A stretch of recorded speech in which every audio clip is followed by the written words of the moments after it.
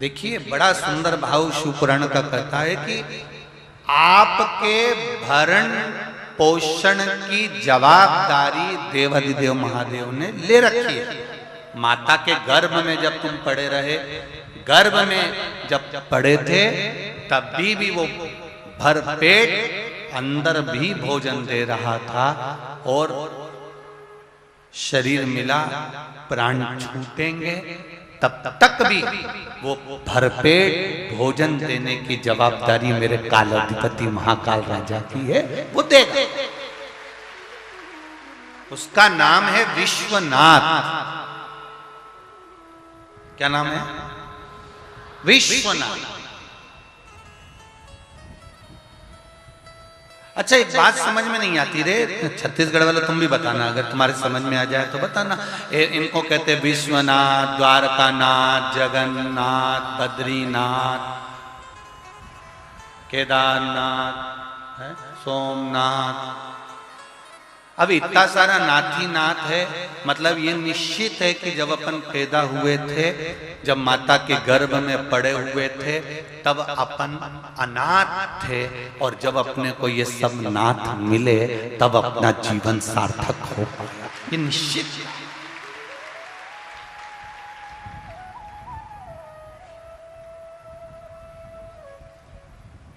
कोई कोई चला जाता है, कई लोग कहते हैं साहब देखो कोरोना में वो उनका वो बेटा चले गया, उसके छोटे छोटे बच्चे बेचारे अनाथ हो गए। तुम कैसे कह देते हो अनाथ हो गए? कोई मरा और तुमने जाकर कह दिया बताओ भाई उसके बच्चे अनाथ हो गए। अरे तुम्हें कहने से पहले विचार करना चाहिए कि हम उस परमात्मा को शब्द कह रहे हैं। किसी के जाने से कोई अनाथ नहीं होता। शिवजी कहते हैं माता के गर्भ में जब तू था तब भी विश्वनाथ, द्वारकानाथ, सोमनाथ, केदारनाथ तेरे साथ था, और अगर कोई चला गया उसके जाने से तू अनाथ नहीं हुआ है। जब तक तू पृथ्वी पर है तब तक तेरे मस्तक पर विश्वनाथ है, तो फिर चिंता ही क्या? हम क्यों कहें कि वो अनाथ हो गया? हम क्यों कहें कि वो अनाथ है? उसका कोई नहीं, बेचारा अकेला, ऐसा हो गया वैसा हो गया। नहीं नहीं, वो अनाथ है ही नहीं। उसके साथ विश्वनाथ, उसके साथ द्वारकानाथ।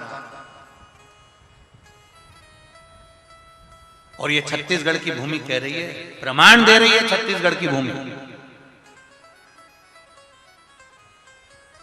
जिसका कोई नहीं उसका तो शंभू है यार, क्यों चिंता? ये छत्तीसगढ़ की भूमि है।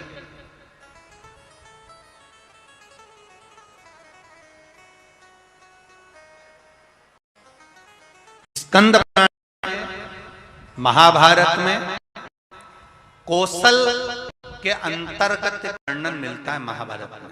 ये छत्तीसगढ़ कौशल देश के अंतर्गत आता था।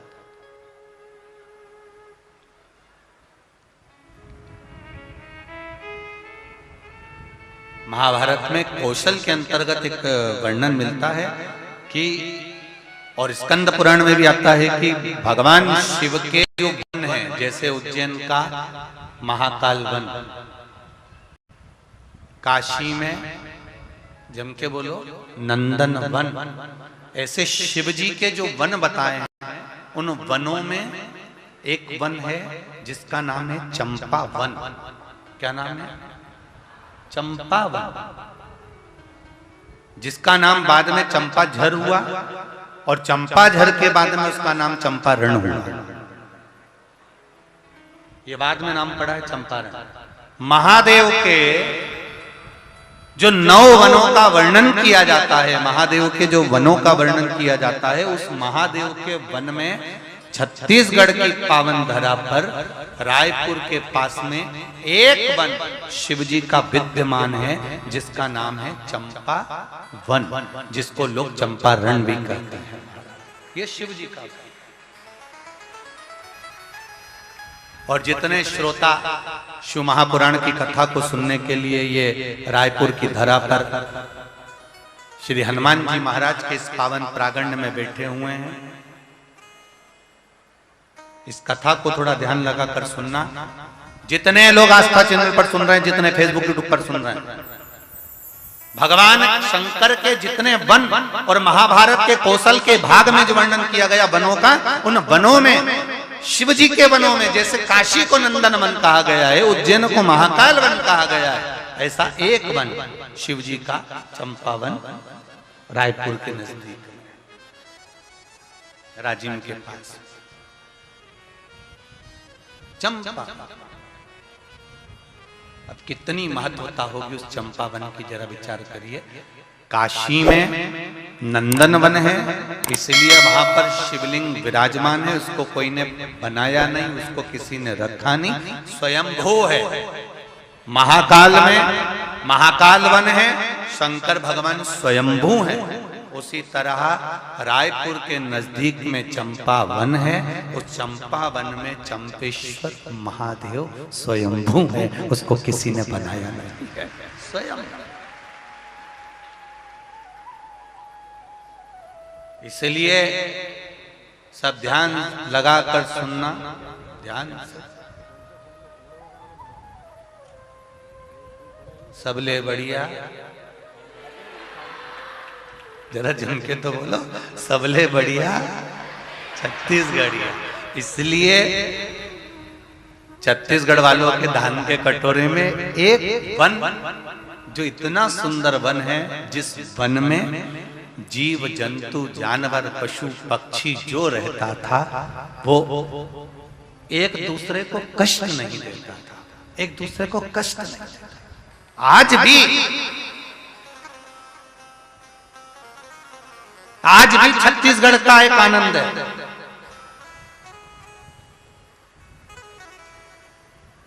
अगर ओरिजिनल छत्तीसगढ़ का व्यक्ति है, मैं फिर इस शब्द को सुन लेना जरा, ओरिजिनल।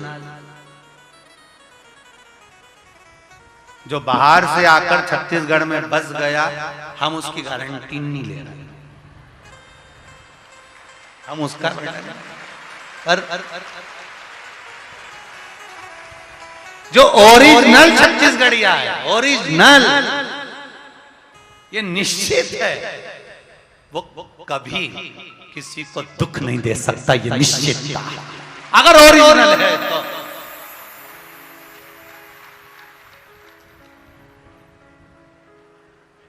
अब आजकल का जमाना में तो डुप्लीकेट तो घना सारा हो गया, तुम कहीं करोगे तो डुप्लीकेट तो चलता रहता है। पर नकली नोट कितने भी ओरिजिनल नोट की गड्डी में फंसा दो, एक आध बार चल सकता है, पर बार बार नहीं चल सकता। इसलिए ओरिजिनल होता है, इसलिए ओरिजिनल छत्तीसगढ़िया पहचान में आ जाता है कि ये ओरिजिनल है, ये दुख नहीं दे सकता, ये कष्ट नहीं दे सकता।